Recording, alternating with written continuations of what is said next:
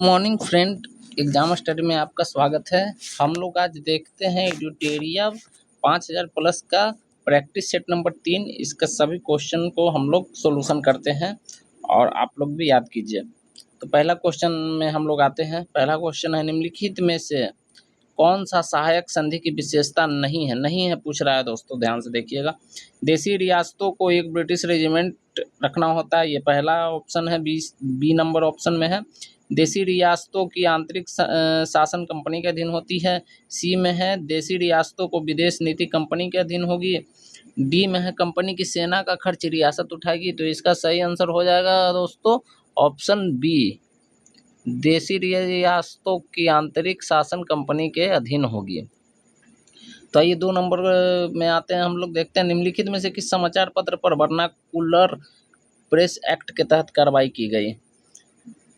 पहला है पायनियर, दूसरा है भारत मिहिर, तीसरा है बंगाली, चौथा है इनमें से कोई नहीं। तो इसका सही आंसर हो जाएगा दोस्त ऑप्शन बी, भारत मिहिर। अब तीसरा क्वेश्चन पर हम लोग आते हैं। तीसरा क्वेश्चन है हमारा, इंडिपेंडेंस नामक समाचार पत्र किनके द्वारा प्रकाशित या संपादित किया गया था। तो 3 का ऑप्शन एक में देखते हैं, के.एम. पनिक्कर, बी में है मोतीलाल नेहरू, सी में है जवाहरलाल नेहरू और डी में है चित्तरंजन दास। तो 3 नंबर का सही आंसर हो जाएगा मोतीलाल नेहरू। मोतीलाल नेहरू जो थे इंडिपेंडेंस नामक समाचार पत्र के संपादक थे।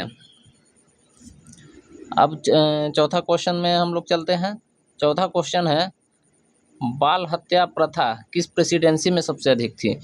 ऑप्शन ए है मद्रास, बी है मुंबई, सी है बंगाल, डी है इनमें से कोई नहीं। तो चौथा का आंसर हो जाएगा option number C, Bengal presidency में बाल हत्या सबसे अधिक थी। ऑप्शन क्वेश्चन 5 में चलते हैं। क्वेश्चन 5 में, रेशमी रुमाल षड्यंत्र किससे संबंधित है। तो रेशमी रुमाल षड्यंत्र किससे संबंधित है। तो पहला ऑप्शन है मौलवी अहमदुल्ला, बी में है मौलवी उबैदुल्ला सिंधी, सी में है मौलाना बशीर, डी में है खुदाबख्श सिंह। तो 5 नंबर का सही ऑप्शन है ऑप्शन बी, मौलवी उबैदुल्ला सिंधी। 6 नंबर में अब हम लोग आते हैं, असहयोग आंदोलन के लिए प्रस्ताव किस कांग्रेस अधिवेशन में पारित किया गया था। पहला ऑप्शन है मुंबई अधिवेशन, दूसरा है कानपुर अधिवेशन, तीसरा है नागपुर अधिवेशन, चौथा है कोलकाता अधिवेशन। तो 6 नंबर का सही आंसर हो जाएगा ऑप्शन सी, नागपुर अधिवेशन। नागपुर अधिवेशन में असहयोग आंदोलन के लिए प्रस्ताव पारित हुआ था। चलिए अब आते हैं हम लोग क्वेश्चन नंबर 7 पे आते हैं। क्वेश्चन नंबर 7 है हमारा, निम्नलिखित में से कौन पारिस्थितिकी तंत्र के विषय में सही नहीं है। तो पहला ऑप्शन है, ऑप्शन पहला हम लोग देखते हैं, यह एक बंद तंत्र होता है। दूसरा है इसकी अपनी उत्पादकता होती है। तीसरा है यह एक प्राकृतिक संसाधन तंत्र होता है। चौथा है यह एक कार्यशील इकाई होता है। तो इसका सही आंसर हो जाएगा यह एक बंद तंत्र होता है। यह सही नहीं है, यह गलत हो जाएगा। अब क्वेश्चन 8 में हम लोग आते हैं, निम्नलिखित में कौन प्रसिद्ध जैविक हॉट स्पॉट है। तो प्रसिद्ध जैविक हॉट स्पॉट कौन है। सुंदरवन, बी में है थार, सी में है लद्दाख, डी में है पश्चिमी घाट। तो 8 का डी नंबर यानी कि पश्चिमी घाट जो है वो सही हो जाएगा, सही आंसर हो जाएगा दोस्तों। अब हम लोग 9 में चलते हैं, किस चक्र के संचालन में सौर विकिरण की महत्वपूर्ण भूमिका होती है। कौन सा चक्र है जिसमें सौर ऊर्जा का महत्वपूर्ण भूमिका होता है। पहला है कार्बन चक्र, दूसरा है जल चक्र, तीसरा है नाइट्रोजन चक्र, चौथा है हाइड्रोजन चक्र। तो इसमें से कौन सा नहीं होगा, कौन सा होगा जो हम लोग को बताना है। तो 9 का सही आंसर हो जाएगा जल चक्र। जल चक्र में सौर विकिरण की महत्वपूर्ण भूमिका होती है। चलिए 10 नंबर क्वेश्चन पे हम लोग आते हैं। गौतम बुद्ध ने संघ में भिक्षुणी यानी स्त्री के प्रवेश की अनुमति कहाँ दी। तो ऑप्शन है इसका, पहला है वैशाली, दूसरा है श्रावस्ती, तीसरा है राजगीर, चौथा है पावापुरी। तो 10 का सही आंसर हो जाएगा हमारा 1 नंबर वैशाली। वैशाली में ही गौतम बुद्ध यानी कि बौद्ध धर्म में के संघ में भिक्षुणी यानी कि स्त्री लोग प्रवेश करने लगी वैशाली से। चलिए 11 नंबर क्वेश्चन में हम लोग आते हैं, देखते हैं भारत के किस क्षेत्र में सर्वाधिक दैनिक तापांतर पाया जाता है।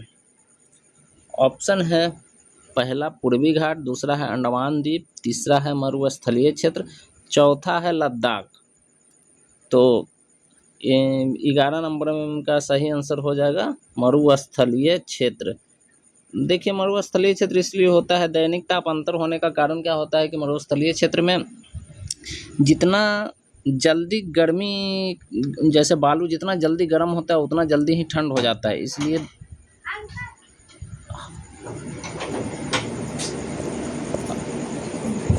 हाँ तो दोस्तों बता रहे ये क्षेत्र में बालू जो है जितना जल्दी गर्म होता है उतना जल्दी ठंड हो जाता है, इसलिए क्या होता है कि दिन में तापमान बहुत ज़्यादा हो जाता है और रात में तापमान बहुत कम हो जाता है, तो उसी को दैनिक तापांतर बोलते हैं, यानी कि दिन का तापमान और रात के तापमान के अंतर को दैनिक तापांतर बोलते हैं। तो मरुस्थलीय क्षेत्र में सबसे ज़्यादा देखने को मिलता है। अब हम लोग देखते हैं 12 नंबर क्वेश्चन। 12 नंबर क्वेश्चन में है हमारा 3 जनवरी को उपसौर की घटना होती है। ऑप्शन ए है इस दिन पृथ्वी पर दिन रात बराबर होती है। इस 2 में है इस दिन पृथ्वी पर सबसे ठंडा दिन होता है। इस दिन पृथ्वी सूर्य की दूरी सबसे न्यूनतम होती है इस दिन। और चौथा है इस दिन पृथ्वी सूर्य की दूरी सबसे अधिक होती है। तो 12 का सही आंसर हो जाएगा ऑप्शन सी, इस दिन पृथ्वी और सूर्य की दूरी न्यूनतम होती है। अब देखते हैं क्वेश्चन 13 नंबर में है कौन सी भूकंप तरंग सबसे अधिक विनाशकारी होती है। तो सबसे अधिक विनाशकारी कौन सी तरंग होती है वो बताना है।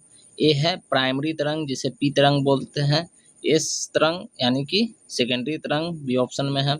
3 में है एल तरंग जिसे हम लोग लव तरंग भी बोलते हैं या लार्ज तरंग हो गया। डी है इनमें से कोई नहीं। तो सबसे खतरनाक जो होता है वो एल तरंग होती है जिसे हम लोग लव तरंग भी बोलते हैं, ये सबसे खतरनाक होती है।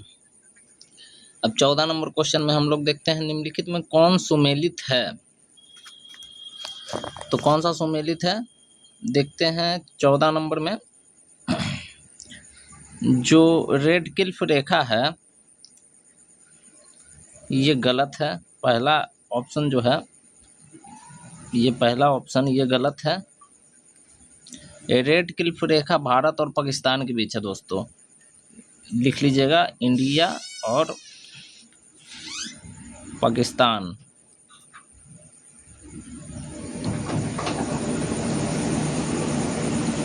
इंडिया और पाकिस्तान के बीच में है रेड क्लिफ रेखा। याद रखिएगा रेड जोन ज़्यादा हम लोग को किससे पड़ता है तो पाकिस्तान से, वो सबसे ज़्यादा खराब वो हम लोग के लिए हानिकारक है, इसलिए उसको रेड जोन में रखते हैं। तो ये भारत और चीन गलत है। भारत और चीन के बीच है जो मैकमोहन रेखा है, याद रखिएगा। डूरंड रेखा भारत और पाकिस्तान, ये भी गलत है। डूरंड रेखा तो इंडिया के साथ है लेकिन इंडिया और अफगानिस्तान के साथ है, इसलिए बी नंबर भी गलत हो गया। अब आइए सी नंबर में देखते हैं मैगिनॉट रेखा। तो मैगिनॉट रेखा फ्रांस और जर्मनी के बीच है, तो ये हमारा ऑप्शन सही हो जाएगा, सी नंबर सही है। ऑप्शन सी सही है। मैगिनॉट रेखा फ्रांस और जर्मनी के बीच में है। हिडनबर्ग रेखा फ्रांस और बेल्जियम के बीच है, तो नहीं।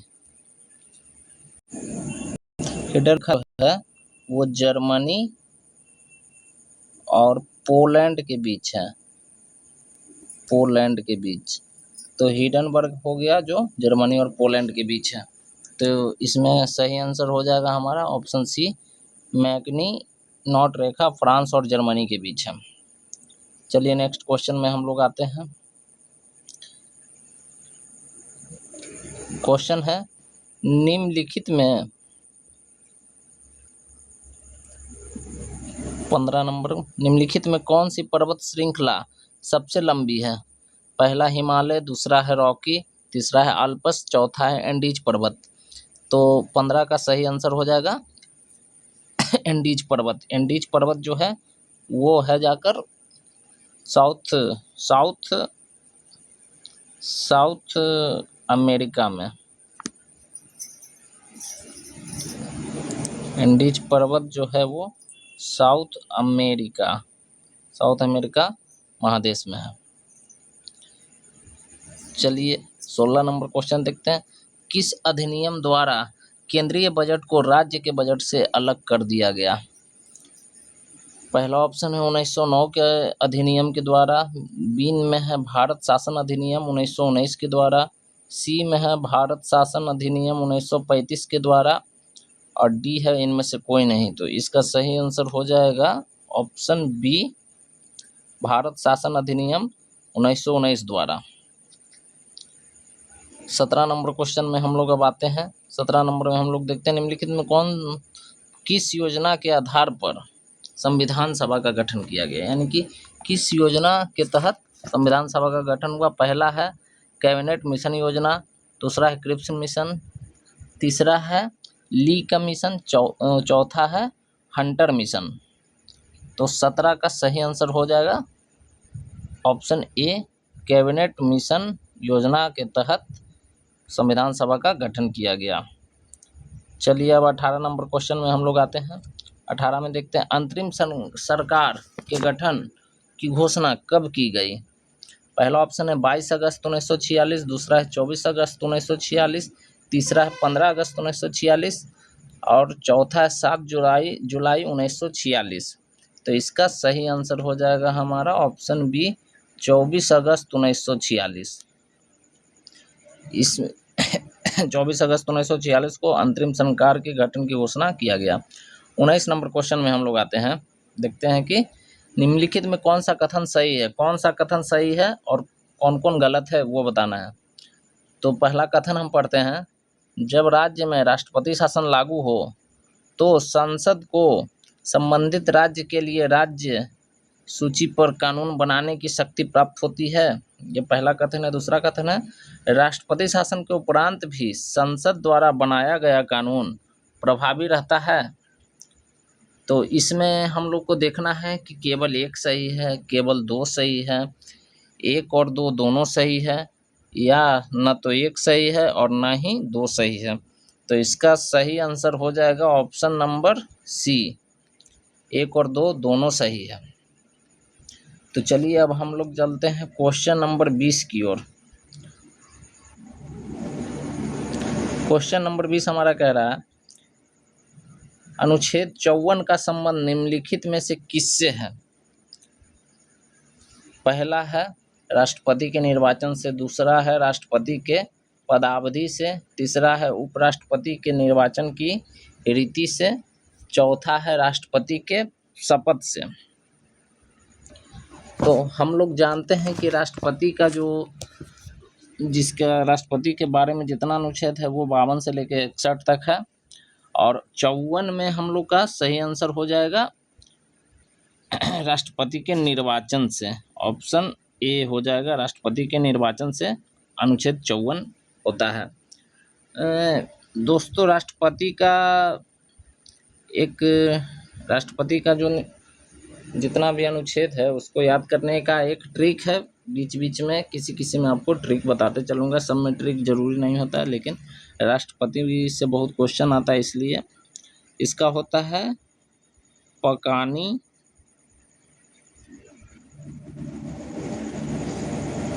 सॉरी दोस्तों, मेरे पास साधनों की कमी है, इसलिए पकानी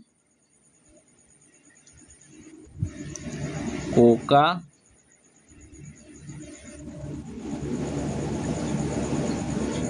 2 दशम।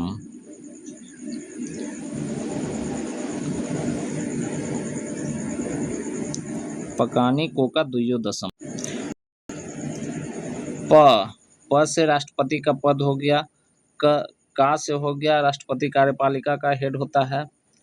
नी से निर्वाचन हो गया, यानी कि 52 ये हो गया, ये 53 हो गया, ये 54 हो गया, ये 55 हो गया। 55 मतलब कोटा होता है, राष्ट्रपति का जो कोटा है वो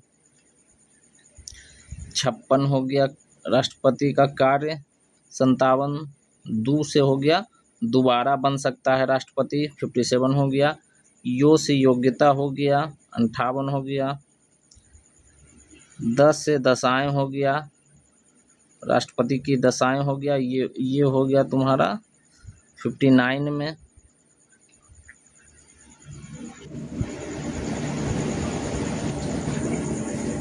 स से हो गया आपका शपथ हो गया 60 में, और 61 में इसको हटाया जा सकता है, यानी 61 के महाभियोग लगाकर राष्ट्रपति को हटाया जा सकता है। यानी कि आपको अब फिर से एक बार बता देता हूँ। पकानी प का नी को का 2 दशम।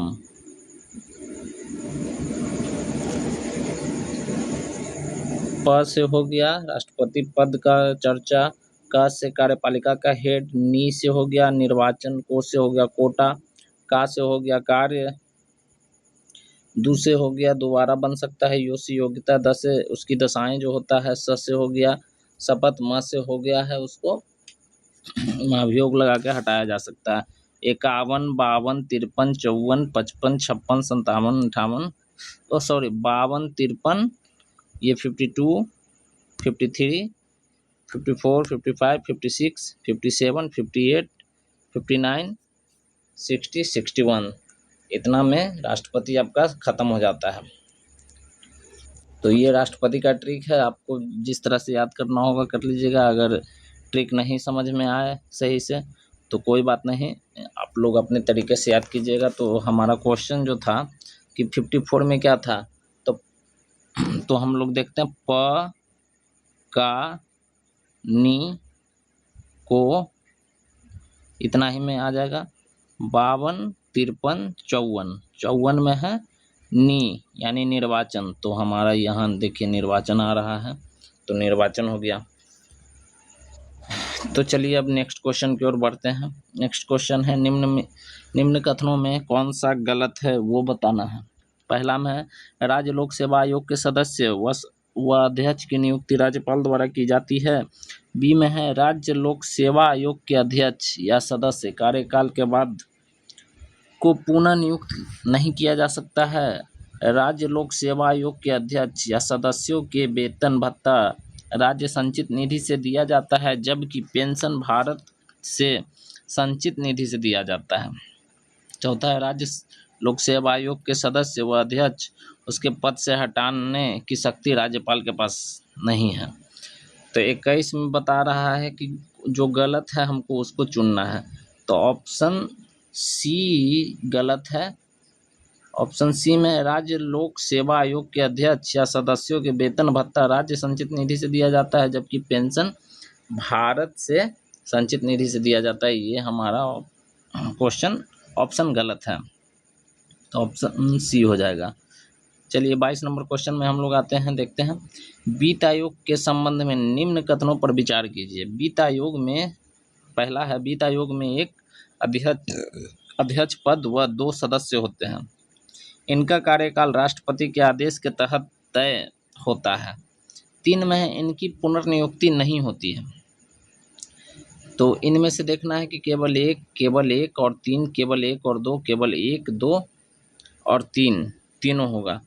तो 22 का सही आंसर हो जाएगा ऑप्शन बी, केवल 1 और 3, यानी कि वित्त आयोग में एक अध्यक्ष पद व 2 सदस्य होते हैं, ये सही है। और 3 नंबर, इनकी पुनर्नियुक्ति नहीं हो सकती है। तो 1 और 3 हमारा सही है। चलिए 23 नंबर क्वेश्चन पे आते हैं। 23 नंबर क्वेश्चन अब देखते हैं। निम्नलिखित में कौन आरबीआई की मौद्रिक नीति के मात्रात्मक उपकरण हैं? पहला है वैधानिक तरलता अनुपात, दूसरा है नगद आरक्षित अनुपात, तीसरा है खुले बाजार की क्रिया। तो पहला ऑप्शन में है केवल 1, केवल 2, केवल 1, 2, 3, केवल 1, 2 और 3। तो इसका सही आंसर जो हो जाएगा वो हमारा हो जाएगा ऑप्शन डी, 1, 2 और 3, ये तीनों हो जाएगा। क्वेश्चन 24 में हम लोग आते हैं, देखते हैं। प्रधानमंत्री किसान संपदा योजना का मुख्य उद्देश्य क्या है? ऑप्शन 1 है कृषि उत्पादन में वृद्धि, दूसरा है आसान कृषि ऋण, तीसरा है खाद्य प्रसंस्करण को बढ़ावा देना, चौथा है किसानों को प्रशिक्षण। इसका सही आंसर हो जाएगा ऑप्शन सी, खाद्य संस्करण को बढ़ावा देना। ऑप्शन सी हो जाएगा सही आंसर, खाद्य संस्करण को बढ़ावा देना। 25 नंबर क्वेश्चन में हम लोग निम्नलिखित में कौन सी समिति FRBM अधिनियम से संबंधित है? पहला है डॉक्टर रघुराम राजन समिति, दूसरा है विजय केलकर समिति, तीसरा है विमल जालान समिति, चौथा है NK सिंह समिति।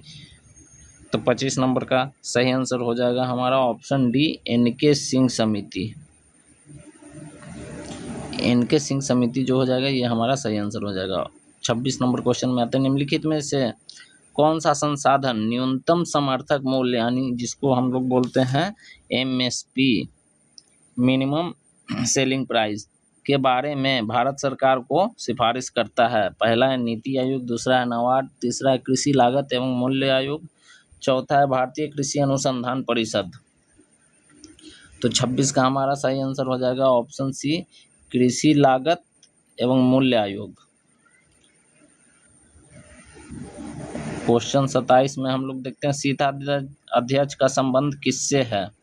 सीता अध्यक्ष का संबंध किससे? प्रशासनिक विभाग, धार्मिक विभाग, भूमि कर विभाग, व्यवसाय व्यापार विभाग। तो 27 का सही आंसर हो जाएगा ऑप्शन सी, भूमि कर विभाग सीता अध्यक्ष से संबंधित रखता है। चलिए 28 नंबर क्वेश्चन में हम लोग आते हैं और 28 नंबर क्वेश्चन अब देखते हैं। 28 नंबर क्वेश्चन में है हमारा कश्मीर के क्षेत्रीय इतिहास का सजीव वर्णन निम्नलिखित मिलता है, कहाँ से मिलता है ये बताना है हम लोग। इसका ऑप्शन देखते हैं, किताब उल रहला में है, बी में है किताब उल हिंद में, सी में है तुगलकनामा में, डी में है राजतरंगिणी में। तो इसका सही आंसर हो जाएगा दोस्तों राजतरंगिणी, इसका सही आंसर हो जाएगा। राजतरंगिणी को कौन लिखा है? तो राजतरंगिणी को लिखा है कल्हण के द्वारा लिखा गया है। तुगलकनामा ये अमीर खुसरो लिखे थे। किताबुल हिंद को लिखा था हमारे अल-बरूनी द्वारा लिखा गया था। किताबुल रहला लिखा गया था इब्न बतूता के द्वारा। इब्न बतूता मोरक्को के यात्री थे। तो इस क्वेश्चन का सही आंसर हो जाएगा राजतरंगिणी। राजतरंगिणी के रचयिता कल्हण है। तो चलिए अब हम लोग चलते हैं नेक्स्ट क्वेश्चन पे। नेक्स्ट क्वेश्चन है सिजदा व पैबोस प्रथाओं की शुरुआत निम्नलिखित में से किसने की? पहला है इल्तुतमिश, बी में है बलबन, सी में है महमूद गजनबी, डी में है अकबर। तो 29 का सही आंसर हो जाएगा हमारा बलबन। बलबन जो है वो सिजदा और पैबोस प्रथा की शुरुआत किया था। 30 में है उतबी कौन था? एक में है एक इतिहासकार, बी में एक सैनिक था, एक प्रसिद्ध शासक था, इनमें से कोई नहीं था। तो उतबी एक इतिहासकार था, इसका सही आंसर हो जाएगा ऑप्शन ए, उतबी एक इतिहासकार था। 31 में अब हम लोग आते हैं शेर शाह के बारे में कौन सा कथन असत्य है जो बताना है हम लोग को। पहला में शेर शाह ने बिलग्राम युद्ध विजय के बाद द्वितीय अफगान राज्य की स्थापना दिल्ली पर की।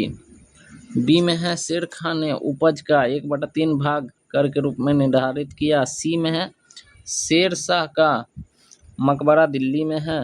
डी में है शेर शाह के द्वारा भूमि की पैमाइश हेतु सन की डंडी सिकंदरी गज का प्रयोग किया गया। सिकंदरी गज का सिकंदर लोदी ने किया था दोस्तों। तो इस क्वेश्चन का सही आंसर हो जाएगा हमारा ऑप्शन सी, शेर शाह का मकबरा दिल्ली में है। ये असत्य है।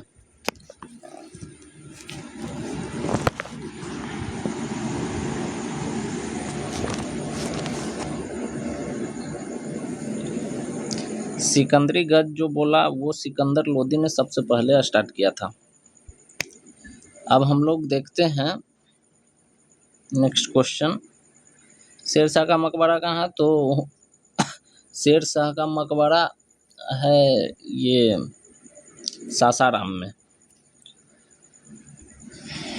चलिए अब देखते हैं क्वेश्चन नंबर 32। किस प्रसिद्ध शासक के द्वारा अमुक्तमाल्यद लिखी गई? पहला है देवराय द्वितीय, दूसरा है अच्युत देवराय, तीसरा है कृष्णदेवराय, चौथा है देवराय प्रथम। तो इसका सही आंसर हो जाएगा कृष्णदेवराय, ऑप्शन सी हो जाएगा दोस्तों, कृष्णदेवराय। दिल्ली 33 नंबर क्वेश्चन है, दिल्ली सल्तनत के सभी सुल्तानों में सर्वाधिक समय तक शासन निम्नलिखित में से किसने किया था? पहला है ऑप्शन बहलोल लोदी, दूसरा है अलाउद्दीन खिलजी, तीसरा है फिरोज शाह तुगलक, चौथा है मोहम्मद बिन तुगलक। तो इसका सही आंसर हो जाएगा ऑप्शन ए, बहलोल लोदी। ये सबसे ज़्यादा दिन तक शासन किया था दिल्ली के सत्ता पे। नेक्स्ट क्वेश्चन है, निम्नलिखित में कौन सा पदार्थ केंद्रक में सर्वाधिक मात्रा में पाया जाता है? तो केंद्रक में सर्वाधिक मात्रा में कौन सा पाया जाता है? पहला है कार्बोहाइड्रेट, दूसरा है प्रोटीन, तीसरा है फास्फोलिपिड्स, चौथा है डीएनए। तो प्रोटीन जो है वो सबसे ज़्यादा केंद्रक में पाया जाता है, ऑप्शन बी, प्रोटीन सही आंसर हो जाएगा। 34 नंबर हो गया। अब हम 35 नंबर पे आते हैं।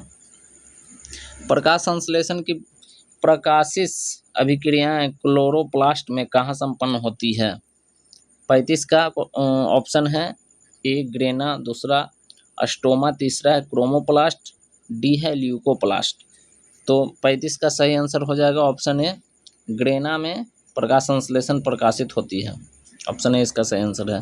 क्वेश्चन 36 में आते हैं, हेलोफाइट होता है वे पौधे जो बहुत अधिक मल वाले स्थान पर उगते हैं, पहला हो गया। दूसरा में है वे पौधे जो शुष्क वास स्थानों पर उगते हैं, तीसरा है वे पौधे जो न तो बहुत शुष्क और न ही नम जगह पर उगते हैं, चौथा ऑप्शन है वे पौधे जो लवणों वाली मिट्टी में उगते हैं। तो 36 का सही आंसर हो जाएगा ऑप्शन डी, वे पौधे जो लवणों वाली मिट्टी में उगते हैं, ऑप्शन डी सही आंसर है हमारा।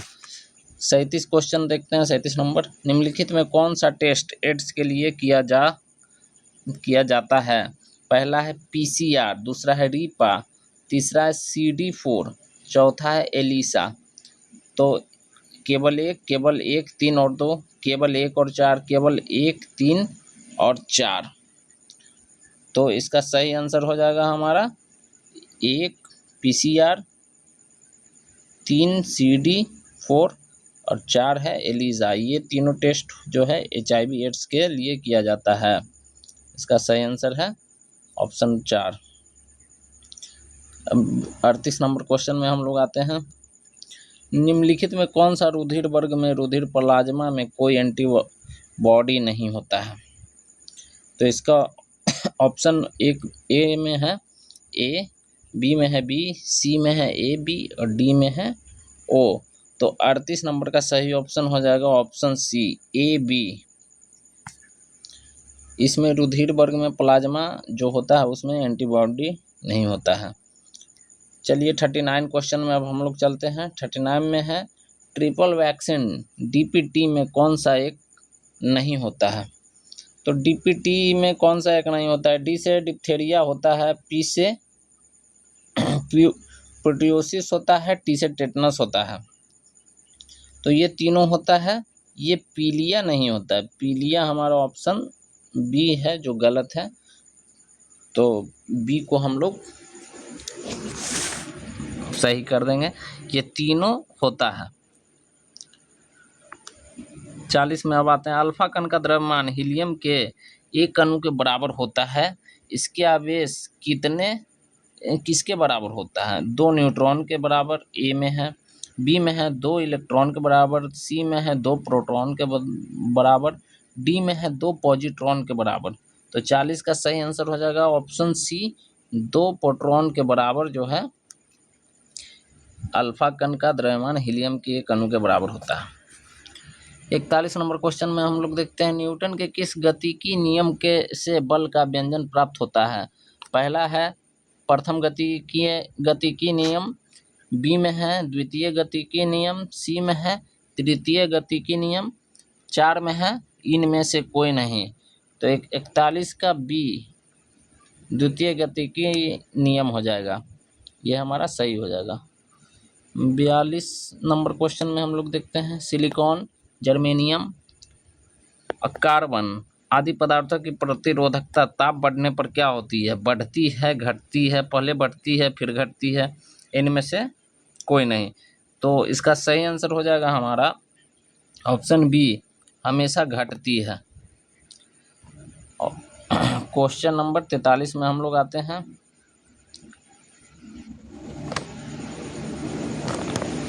क्वेश्चन 43, निम्नलिखित में से किस तत्व का सर्वाधिक समस्थानिक होता है? पहला है लिथियम, दूसरा है ऑक्सीजन, तीसरा है यूरेनियम, चौथा है पोलोनियम। तो 43 का हमारा सही आंसर हो जाएगा पोलोनियम, यानी ऑप्शन डी हो जाएगा पोलोनियम। 44 में आते हैं हाइड्रोजन को जलाने से क्या बनता है? पहला पानी बनता है, दूसरा ऑक्सीजन बनता है, तीसरा बर्फ बनता है, तीसरा राख बनता है, चौथा बर्फ बनता है। तो 44 का सही आंसर हो जाएगा ऑप्शन ए, यानी कि हाइड्रोजन को जलाने पर पानी बनता है। 45 नंबर में हम लोग आते हैं, देखते हैं क्वेश्चन। ग्रेफीन होता है, ग्रेफीन क्या होता है? ए में है कार्बन का मिश्र धातु होता है, बी में है कार्बन का नैनो प्रतिरूप होता है, सी में है कार्बन का समभारिक होता है, डी में है कार्बन का समस्थानिक होता है।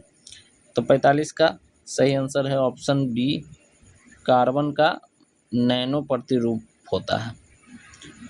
46 में हम लोग देखते हैं विश्व रक्तदान दिवस कब मनाया जाता है? ए में है 7 मई, बी 12 जून, सी 9 मई, डी 14 जून। 46 का हमारा सही आंसर हो जाएगा ऑप्शन डी, 14 जून। 14 जून जो है ये हमारा सही हो जाएगा। नेक्स्ट क्वेश्चन में हम लोग देखते हैं 47, निम्नलिखित को सुमेलित करें। तो निम्नलिखित को सुमेलित करना है। प्लाज्मा अनुसंधान संस्था कहाँ है? तो प्लाज्मा अनुसंधान संस्था जो है वो गांधीनगर में ही है। फिर है राष्ट्रीय समुद्र विज्ञान संस्था कहाँ है? राष्ट्रीय समुद्र विज्ञान संस्था है जो गोवा में है, यानी पणजी हो जाएगा, ये हमारा सही आंसर हो जाएगा। केंद्रीय खाद्य प्रौद्योगिकी संस्थान कहाँ है? केंद्रीय खाद्य प्रौद्योगिकी संस्थान वो है जो मैसूर में है, ऑप्शन 2। भारतीय मौसम विज्ञान, तो ये सभी को पता है दिल्ली में है, तो इसका सही ऑप्शन हो जाएगा ऑप्शन डी, 1 का 1, गांधीनगर प्लाज्मा।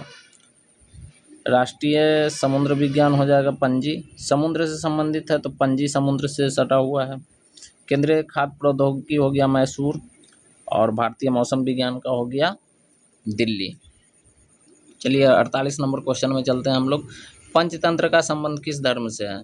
पहला है वैष्णव धर्म, दूसरा है शैव धर्म, तीसरा है जैन धर्म, चौथा है बौद्ध धर्म। तो पंचतंत्र पढ़ दिए, पंचरात्र है।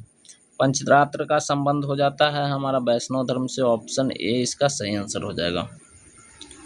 नेक्स्ट क्वेश्चन चलते हैं 49 की तरफ।